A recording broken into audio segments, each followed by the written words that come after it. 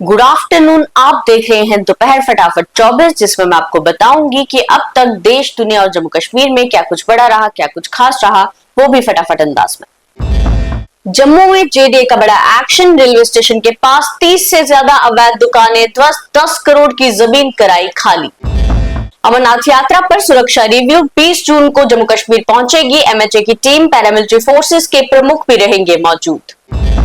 26 दिनों से जारी है ऑपरेशन शेरूवाली। राजौरी में आतंकियों की तलाश में चप्पा चप्पा खंगाल रहे सुरक्षा बल।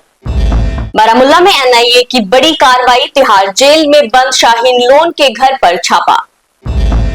अमरनाथ यात्रा से ठीक पहले पुलवामा में सुरक्षा बलों ने किया मॉक ड्रिल, जांची सुरक्षा व्यवस्था।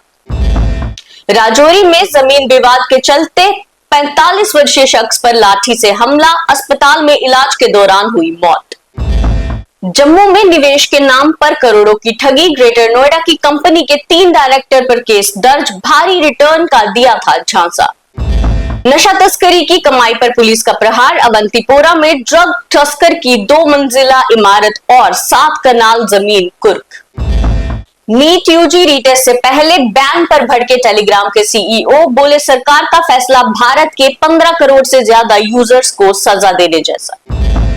जम्मू में मेंटेनेंस के चलते 17 और 18 जून को कई इलाकों में गुल रहेगी बिजली। जेपीडीसीएल ने जारी की एडवाइजरी। पीओजेके में अत्याचार के खिलाफ दिल्ली में प्रेस कॉन्फ्रेंस। विस्थापित सेवा समिति ने यूएन से की हस्तक्षेप की मांग।